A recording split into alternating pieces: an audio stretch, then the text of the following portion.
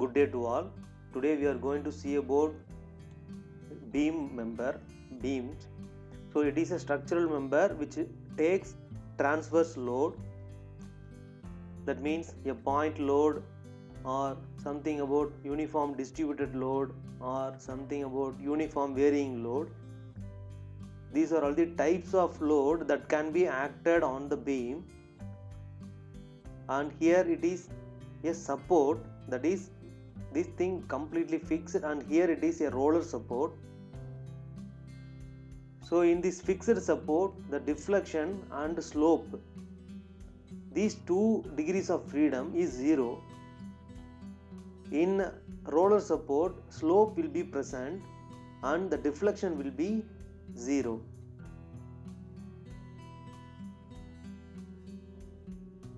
So here the difference between a rod or beam, so a rod will get only axial deformation and cross section undergoes the same displacement wherever you cut the rod. So bar element is just a line element with the 2 nodes and each node having a single degrees of freedom. A beam undergoes a transverse deflection. According to Euler-Bernoulli theory, cross section has the same transverse deflection y as the neutral axis. So it is a simple line element representing the neutral axis. So this is called a neutral axis in the beam. Neutral axis.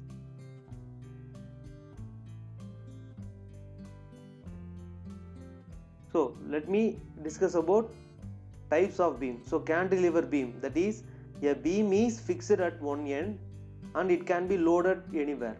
Simply supported means left and right will be having simply support, and overhanging means in between there will be a support.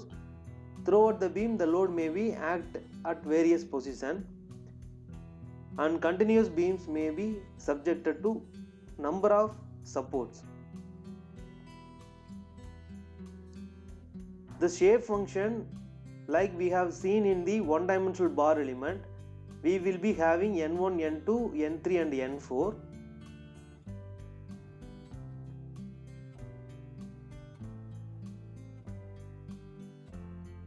N1 is equal to 1 minus 3x square by L square plus 2x cube divided by L cube. N2 is equal to x minus 2x square by L plus 3x cube by L square. N3 is equal to 3x square by L square minus 2x cube divided by L cube. N4 equal to minus x square by L plus x cube by L square. So this can be written as y of x, that is n1 y1 plus n2 theta 1, n3 y2 plus n4 theta 2. The theta and theta 1 and theta 2 is a slope. y1 y2 is your deflection. So let me show it in a diagram. So let us have this is element 1, first a beam element. So it will be having 2 nodes, y1 theta 1, y2 theta 2. So this can be written as a matrix form n1, n2, n3 and n4, and y1 theta 1, y2 theta 2. This is called degrees of freedom at each node. For node 1 you will be having y1 theta 1, for node 2 you will be having y2 and theta 2. This is called, we will call it as nodal degrees of freedom. The stiffness matrix for beam element, like AE by L 1 minus 1 minus 1 1 is for bar. For beam element we can return this matrix as K equal to EI by L cube. This is a 4 cross 4 matrix. 12 6L minus 12 6L, and let me write it a diagonal first. 4L square 12 and 4L square minus 6L minus 6L, and this is 2L square. So the remaining values, this is lower triangular matrix is completely symmetry with respect to diagonal matrix. So directly we can write the values, right? So this will be a symmetry matrix. So here E is your Young's modulus, I is your moment of inertia,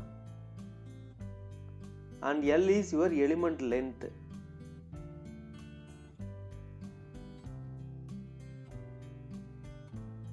So this is your stiffness matrix for beam element. Let me write it as clear.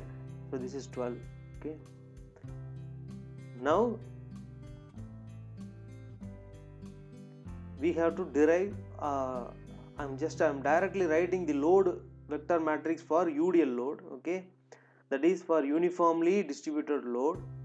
The force vector. Let me draw the beam first. So if 1 and 2 is subjected to uniformly distributed load W, there will be a force here and moment here.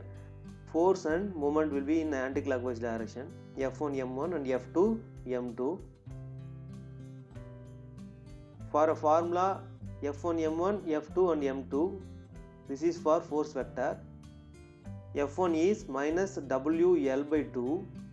W is your UDL load.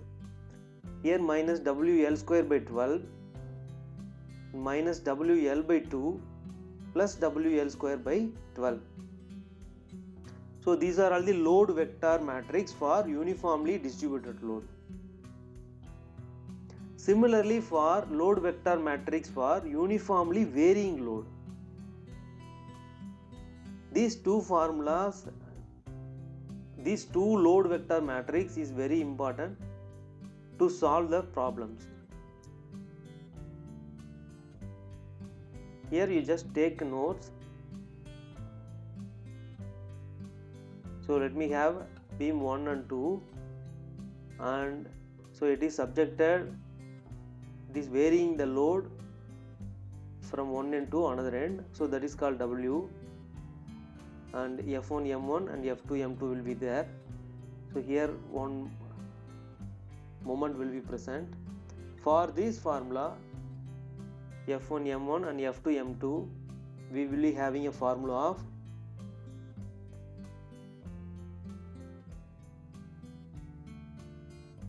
minus 7 WL by 20 minus WL square by 20 minus 3 WL divided by 20 and WL square by 30. Okay, so I request you all to take notes from this video. Okay, thank you very much.